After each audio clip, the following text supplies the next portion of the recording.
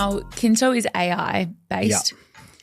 And I think there was a stat that I saw that it was 3 to 4% of founders globally are implementing AI into their business at the moment. Yes. In a meaningful way outside of, your standard ChatGPT consultation or whatever. Why do you think most people aren't leaning into AI at the moment? A couple of reasons. I think number one, everything is moving so fast and people are just like they're in doing their thing. It's like pushing the square-wheeled cart and you're like, no, I'm too busy. I need to get to where I need to go. I don't have time to stop. And business is quite complex and it's kind of hard to know where to start.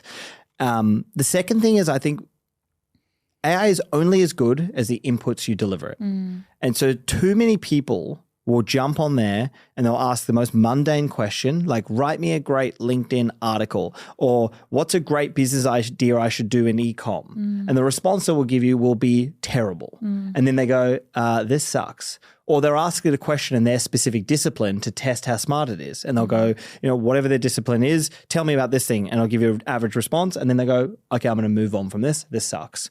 And not realizing that it's only as good as your ability to work with it. And so you have to get really good at it. And then I think the final thing is there is a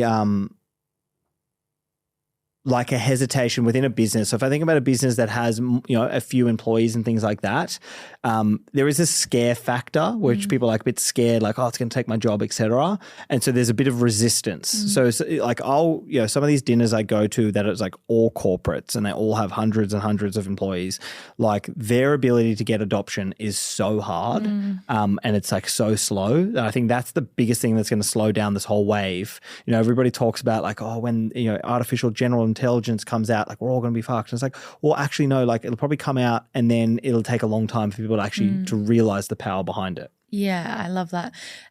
If I am a founder that's listening to this or an employer that's listening to this, what 3 things from an AI standpoint, we've gone down the 3 list again, but what 3 things as an employer or a founder should I be doing from an AI standpoint? Yeah, cool. Number 1, never ask it a question directly. So if you want an outcome, i.e. the outcome is write me a piece of content, help me on this strategy, whatever it is, do not ask it a question. Ask it how it should ask itself a question. So you say the following: you're a prompt expert and you're going to deliver me the best prompt you've ever written. Following this, I'm going to give you the context of what I would like to see within the prompt. Then you put in your information, you send it to it, and it'll give you back 5 paragraphs of lines. Copy it, paste it, put it back in. Making that one simple change will change the outcome you have forever. Number 2, use it to critically assess you and your work.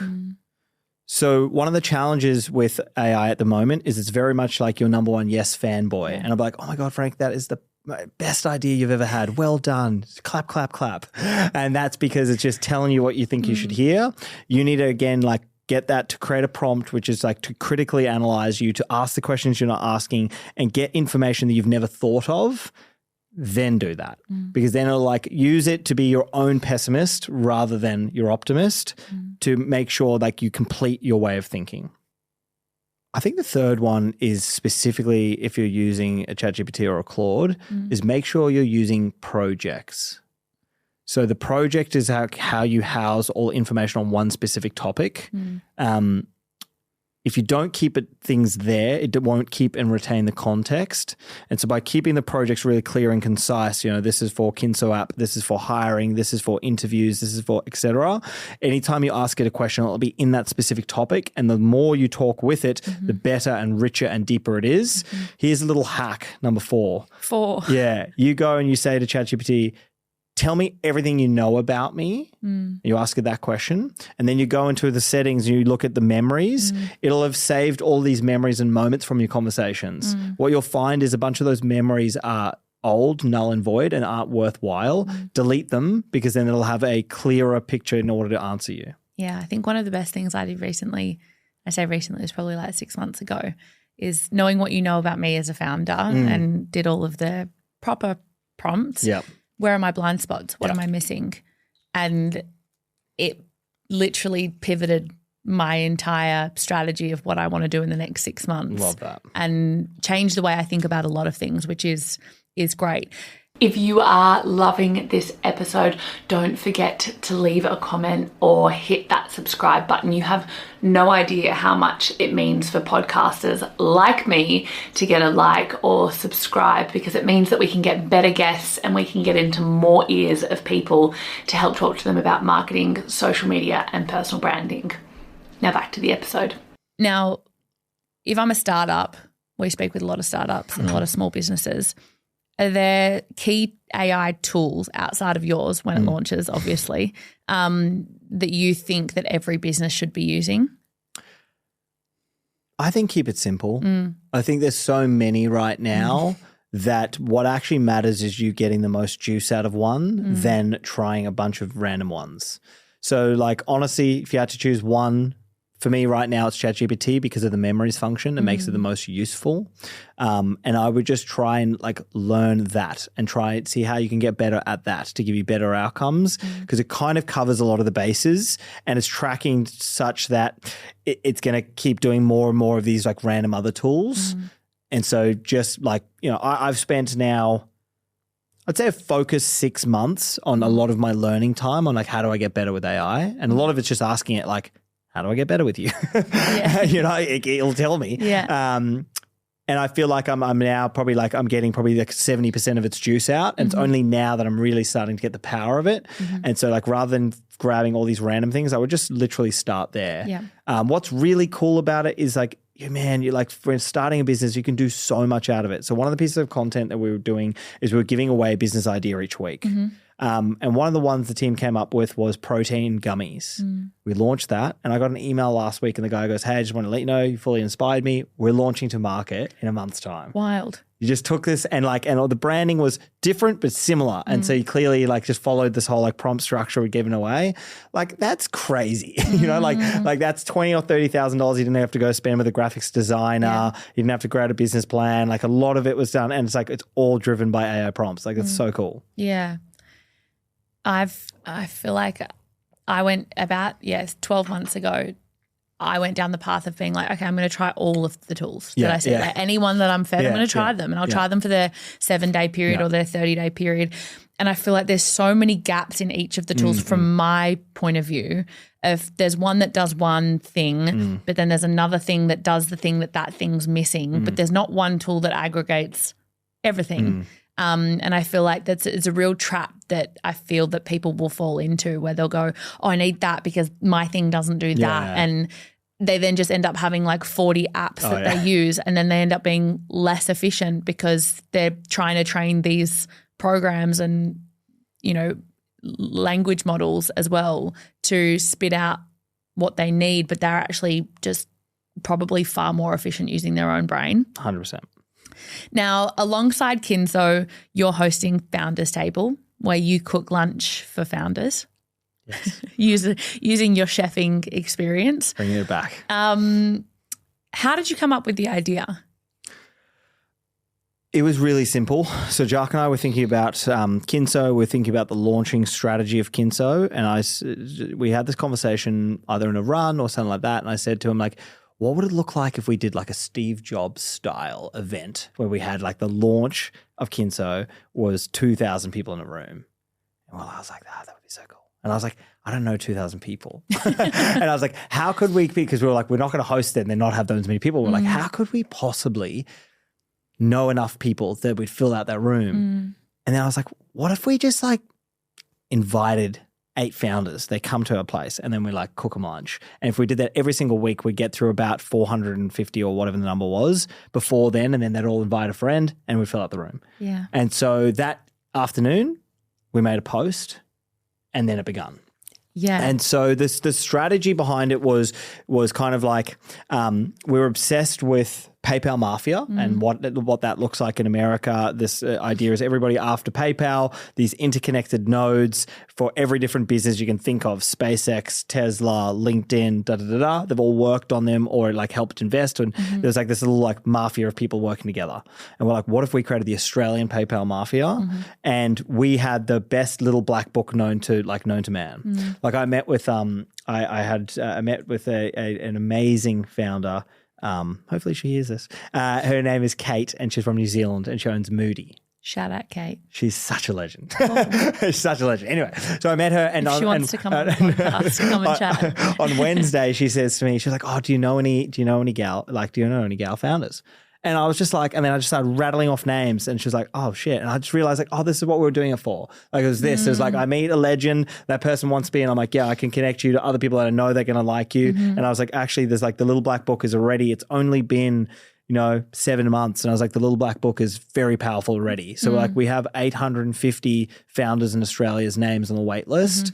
So that was part one. And part two was we wanted to front load our beta customer acquisition where we were having conversations at the founders table to get like our research for what Kinso should do and be able to have people that were like, we'd kind of bought into the Jacques and Frank mission. And so by the time we launched Kinso, they were like, they felt they wanted to give back and be beta users and give us really good feedback. And so those two parts like kind of drove us very quickly to start it. Love that. Psychology of free sheet working in overtime. Yeah. I love that.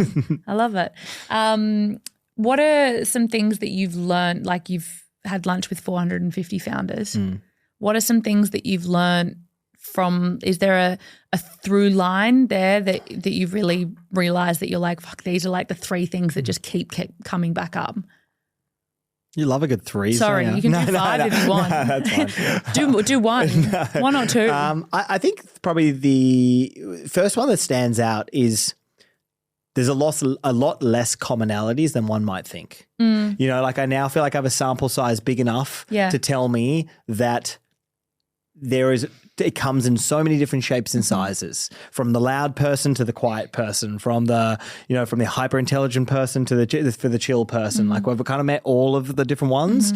And so that, I think that's quite good because it shows like you don't have to be a specific type of person. Totally. But there are common themes, the ones that like I resonate with and that are absolute crushes.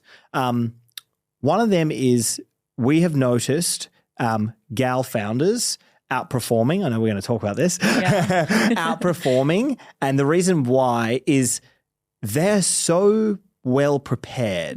Before they start the business, they're so well prepared that like they've already answered all these questions that are ahead of them. And it's a lot less like just shoot from the hip, like yeah, that's me. And a lot more calculated. And that means that when they get off the gates, they're like just absolute killers.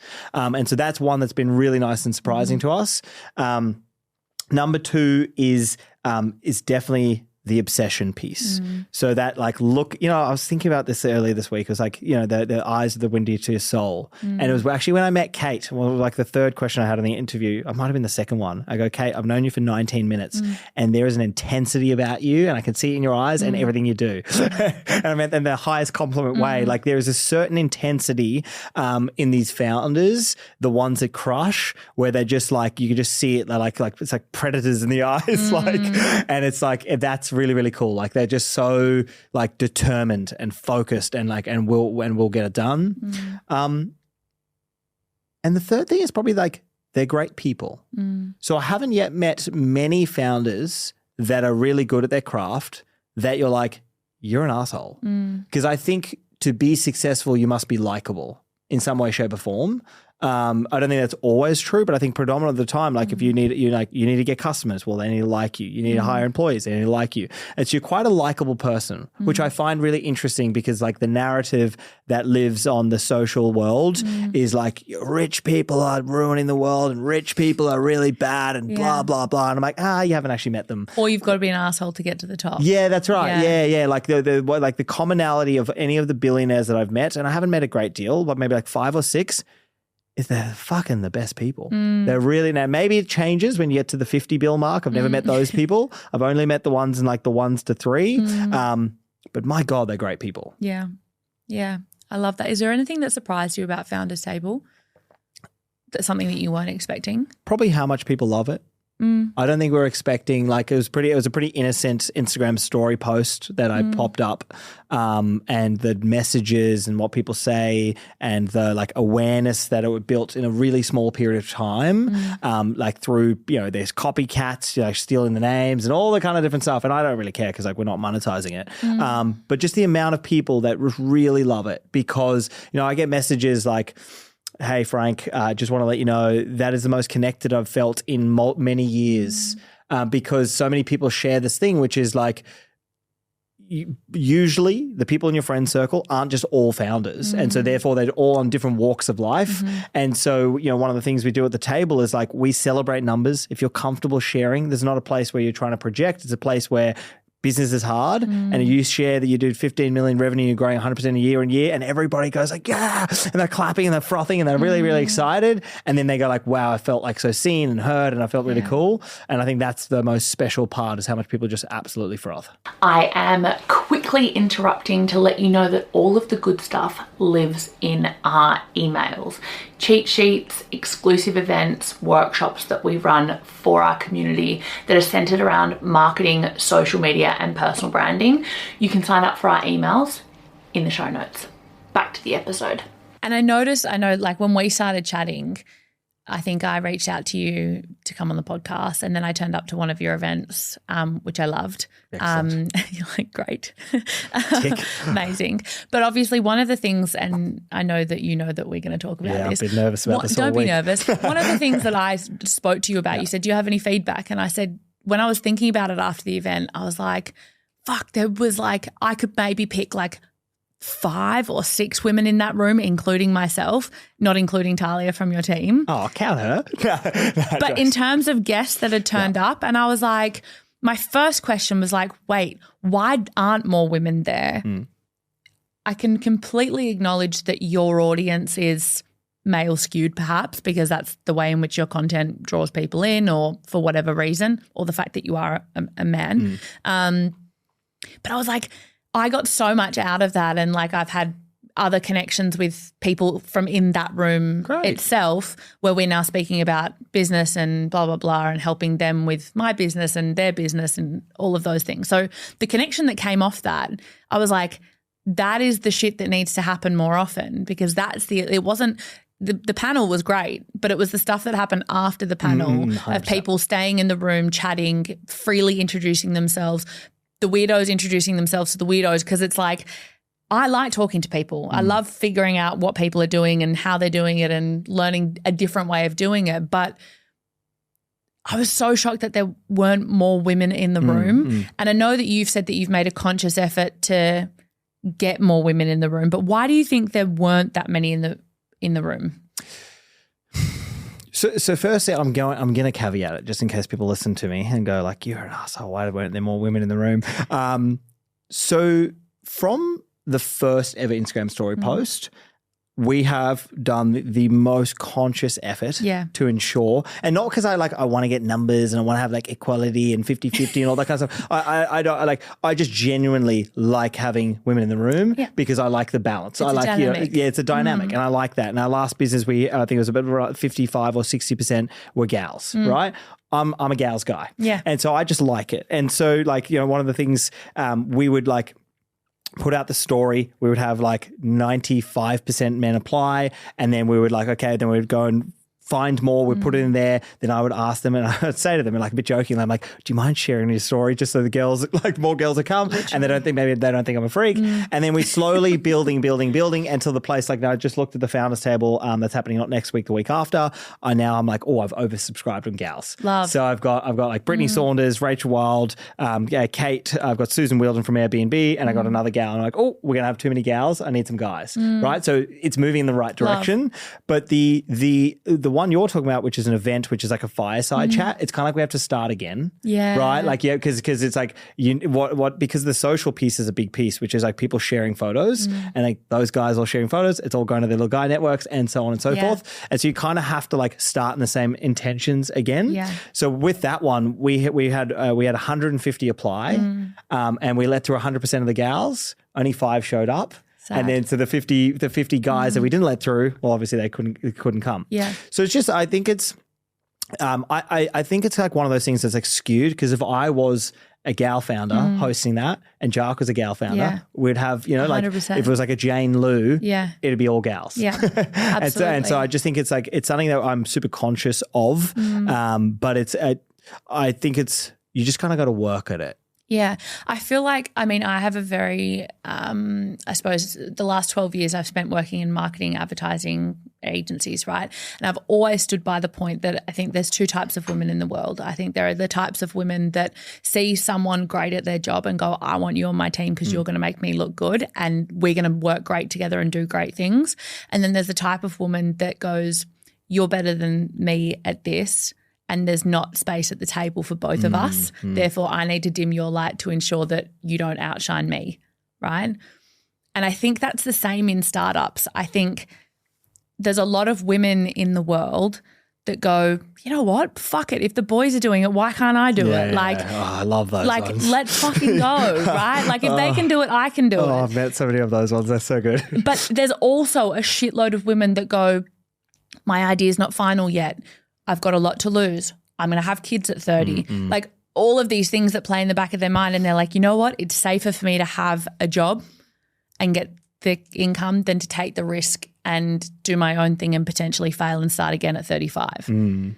And I hate it because I'm like, there are so many intelligent women out there that would be incredible business owners or have incredible business mindsets that aren't doing it because they're scared or the risk is too high or they want to have kids and they want to be set up to have kids. Is there any advice that you'd have for females that are wanting to do it but have not quite crossed that ditch yet? I feel like it's not my place to say. From what you've seen, like you can talk from your experience. I think you've sat with enough women now, and I think to say that you have Brittany Saunders, Rachel Wild, you know, you have 5 women that are very successful in their own right coming to your next Founders Table event. What are you seeing in these women that are turning up, successful women that are turning up, that potentially women haven't been exposed to yet? Because I'm a big believer that if you can't see it, you can't be it, right? Yeah. And I'm like, at that event, for example, your event, if you had a Rachel Wild sitting on that panel, I guarantee you have more women there. But I step into that room, and if I'm not as confident as I am and could talk to the wall, if it would talk back to me, I'm not going to put myself in a situation like that, because I'm like, oh, well, if I don't have someone to go with, or if I don't know anyone else going or whatever, the risk of being on your own or doing something out of your comfort zone outweighs the reward of learning something new or meeting someone new that could potentially change the trajectory of your life. I don't know if I have too many great answers with this one. I think all I've seen so far, like thus far, is those gals are outperforming their male counterparts. And so I just see a lot of it's the attitude that the first attitude you described, and maybe that's again, it's a sign of who's come to the room. Yeah. You know, if I think about like an Annabelle Clutch Glue, like she came into that room with so much energy and just such an absolute killer, like a Raquel Boris, like literally like says like, I got big dick energy. Like, you know, these girls, like they're just like, they are very thoughtfully considered. They've kind of got all of their ducks in the row, but they got the attitude, which is like, kind of like, fuck it, of course I can do it. And it's really interesting. A lot of them, like, you know, I've had ones where only 2 gals apply and then show up, and then I say apologies, and they're like, oh no, I don't give a fuck. Like, I don't give it. It's like that kind of attitude.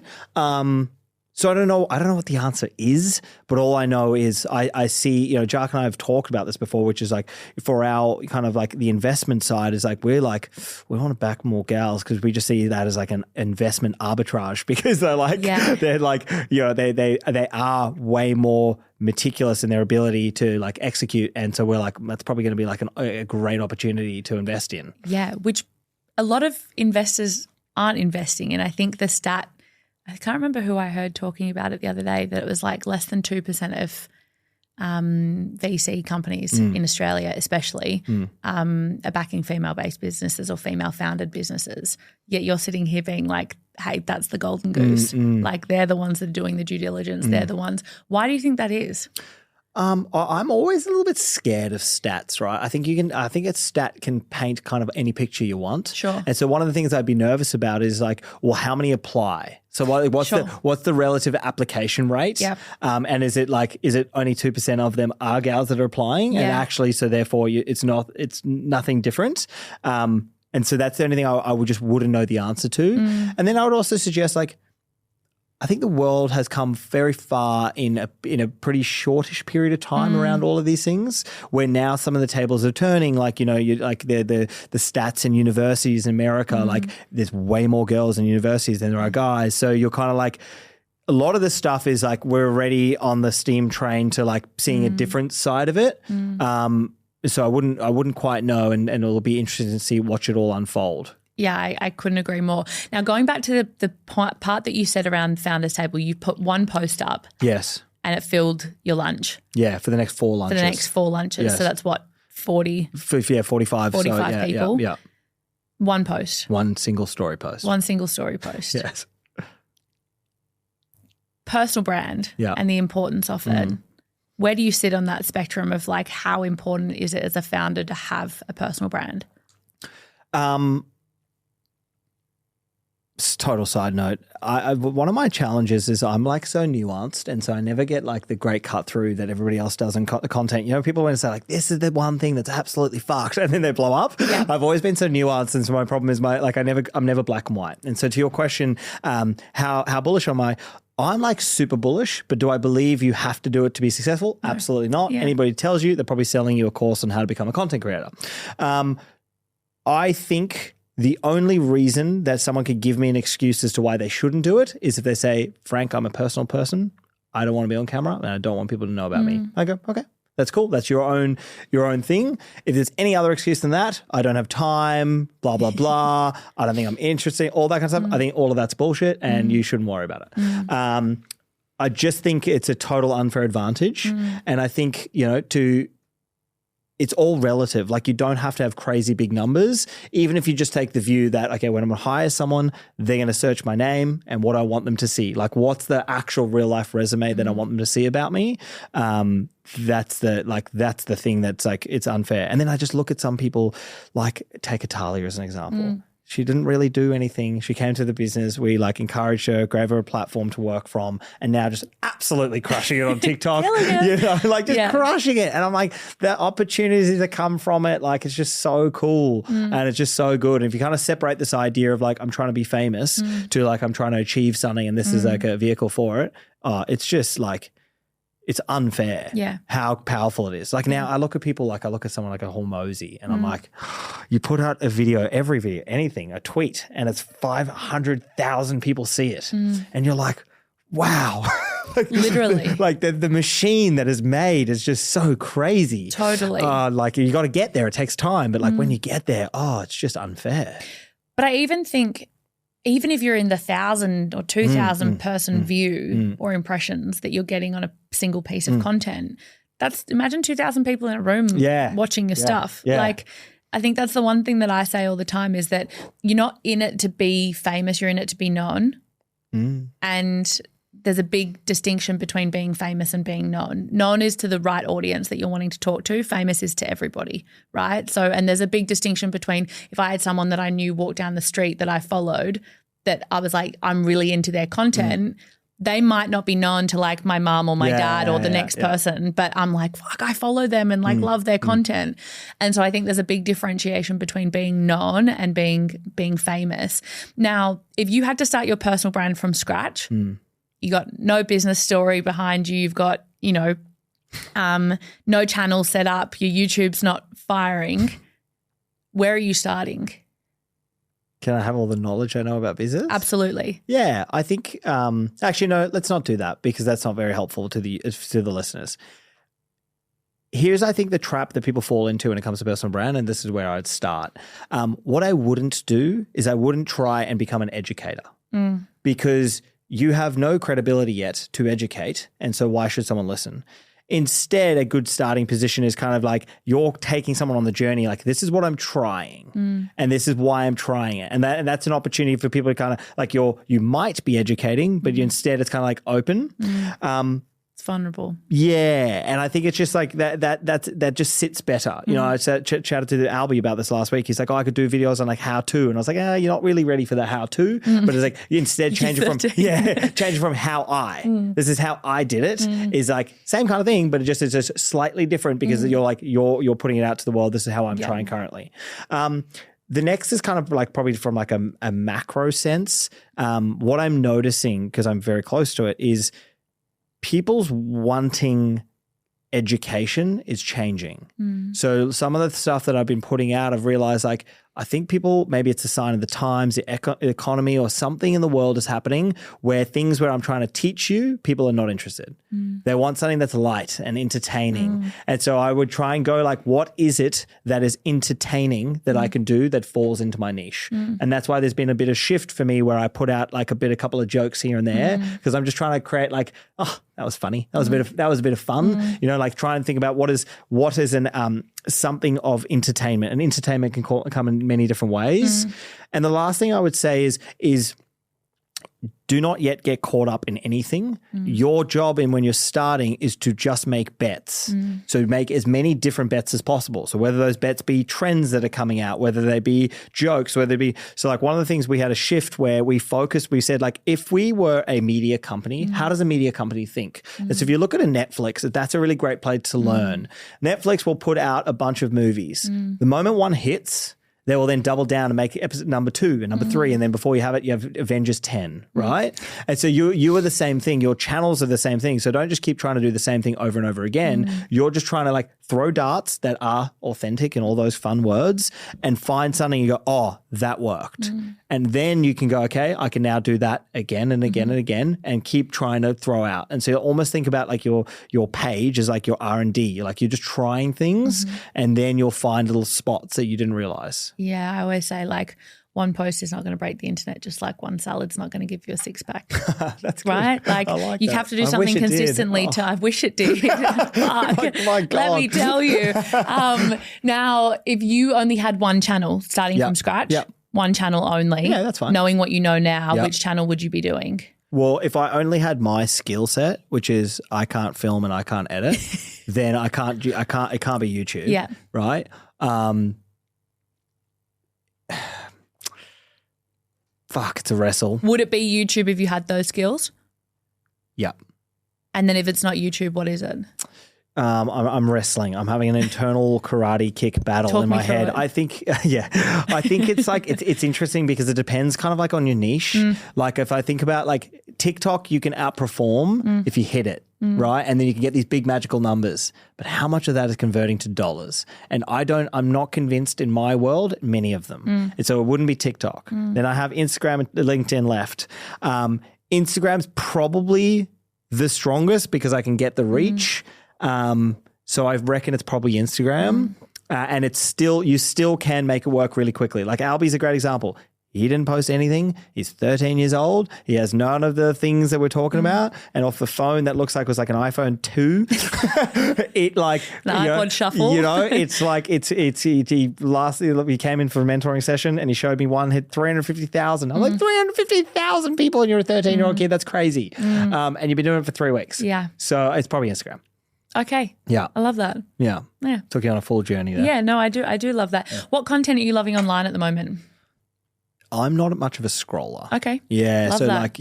like, I'm maybe 10 minutes on Instagram and maybe 10 minutes on TikTok a day. I'm a YouTuber. Okay. So YouTube's so strange as a channel. Really? I find it so like I have never been someone that sat and watched YouTube. My partner loves YouTube and like would prefer YouTube over like Netflix or anything else, right? Yeah. But I find it so strange. I'm like, how do people stumble across these things? Like we've got a YouTube channel for the podcast and I'm like, where did you all come from? How did you find me? Yeah. Because we just have the episodes and shorts up there, but I'm like, wait, we have so many subscribers, but it's a one-way communication channel because it's like us putting videos out and I can't see anything about our subscribers. And I find it so strange because Instagram, TikTok, LinkedIn, it's all like somebody has a personality or a profile behind it. YouTube doesn't.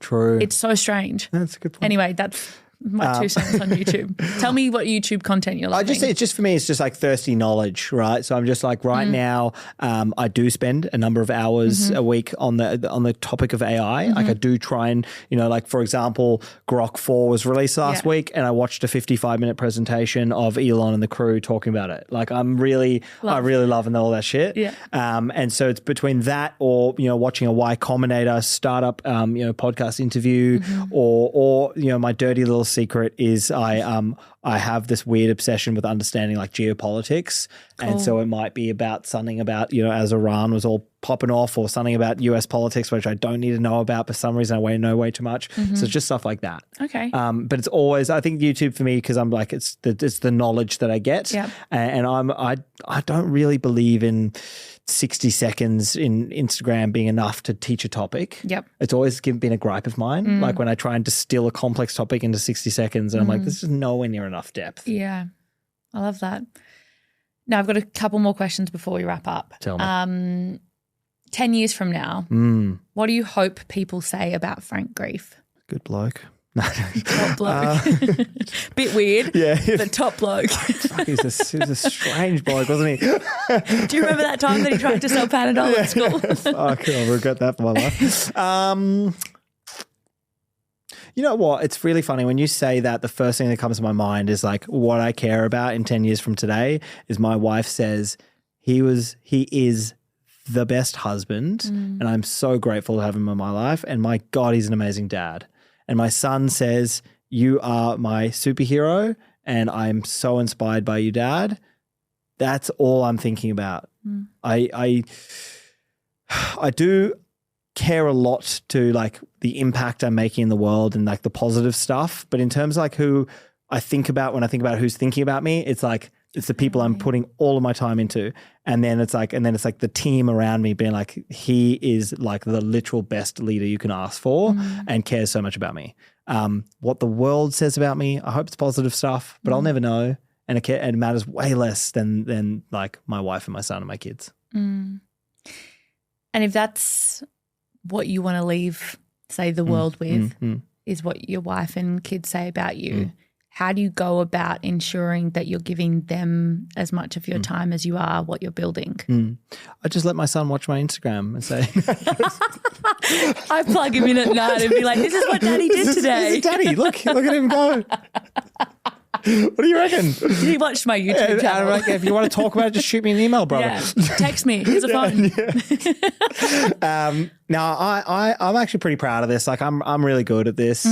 So we have designed our life in Kinso, like our optimal life. Yeah. So we're in the car at 6 a.m. to get to work, which is outrageous. But it's because I 5 a.m. I wake up. My son's usually awake with me. We train.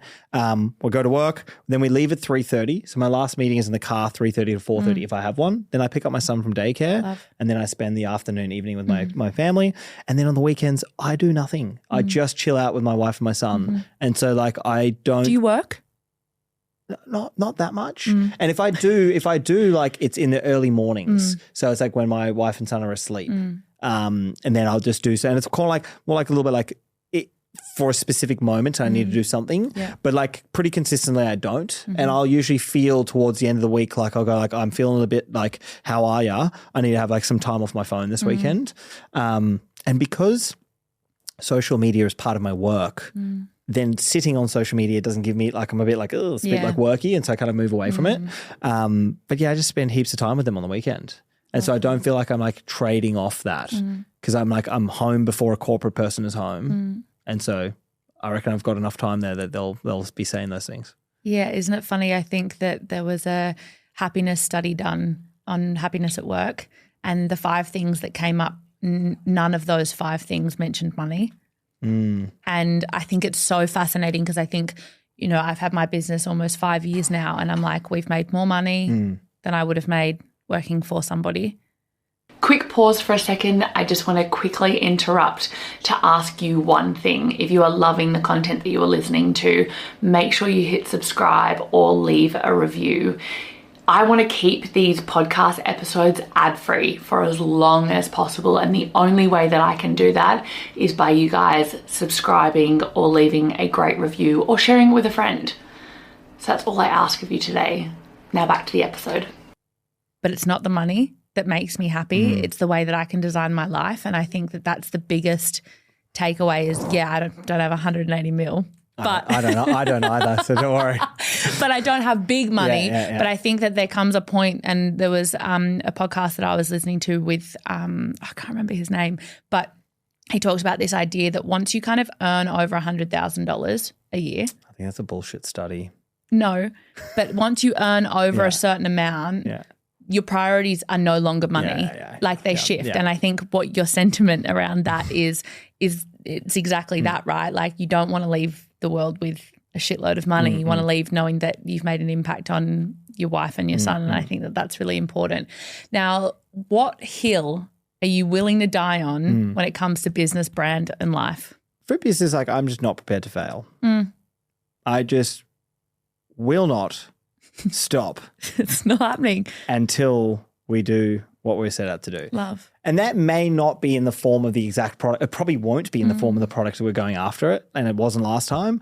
But it was like, I'm a hungry dog. I'm a hungry dog with a bone. And I will continue and I will be relentless in my pursuit of getting the outcome I want. Yeah. And so that's the hill I'm going to die on. I love it. For brand, when we say brand, is it personal? Is it business? Whatever. Oh. Can be whatever you want it to be. Okay. I mean, you could have just chosen one of the three, business, brand, or life. Oh, Either. Okay. No, that's fine. What do you want to die? I'd say if like brand is, I'm going to go brand and I'm going to go personal. Unashamedly me, truthful, right? Like that's a big thing for me. It's just like, just the truth of it. And I'm just like this, and it's sometimes to my detriment. Like, for example, I sit down with front of these new software engineers and I just tell them, here are the reasons the other software engineers say they don't want to work with us. Here are the top 3 reasons. And I just do that because I'm just like, that's what they say. If that's how you feel, that's cool. We can kind of move on. Yeah. But it's just like, then I'm not caught up in a web of lies and I'm fully transparent. Or I say to them, here are the reasons why the venture capitalists don't want to back us and they think we're going to fail. In a job interview on the first one. I just do that because I'm just like, it's so much simpler. Yeah. We're all just leading forward in the exact right. This is what it is. And so boom, like whatever. Life. Hill I'll die on. My lifelong goal, I had 2 really simple lifelong goals from a young age. Number 1 is be married to the same person for the rest of my life. Number 2 is don't go to jail. I reckon I don't have to worry about don't go to jail. Yeah. So the hill I want to die on is I want to do everything I can to be with my wife, Holly, until the day I die. Stop it. I love that. Yeah, because she's the best. Oh, shout out, Holly. No offense to the rest of the girls. No offense. You weren't good enough. I have 3 quick fire questions that I finish every podcast with. You've probably looked at them. You might not have. But the first question is, name one brand that's top of mind right now for you. God. Obviously not many. No, I don't really pay that much attention. To be honest, right now, top of mind is Cluely because they're just absolutely just how much they've in the world of in the last 3-6 months. Doesn't mean it's a good positive thing. It's just in my mind at the moment. No, I love that. And doing it in such a unique way that I think it's fucking cool. Yeah, that's very cool. Second question is, what is one thing that you think that helps keeps a personal or business brand top of mind? These aren't as rapid as you wanted. It's okay. Quick, fast, slow fire questions. I think it's consistency. Yeah, it's just consistency. Consistency and volume. Get it out. Done is better than perfect. Yeah, love that. Last one, and this is purely a selfish one. I love quotes. What is a quote that is something that is top of mind for you or something that you constantly refer back to? I wouldn't be able to recite it, but anyway, I'll come back to that in a second. We'll the one that's been consistent lately is this idea, which is a ship is safest in the harbour, but that's not what a ship is built for. And it's just this like realizing in myself that I could go and retire. It's not what I'm built for. It's not what I've been put on this earth for. Yeah. Like I'm not designed that way. Yeah, I love that. Frank, thank you so much for sitting with me. My pleasure. I've learned so much, and I'm sure people listening will have learned something or taken something out of it. So I appreciate your time. No dramas. Good luck with Kinso. Thank you.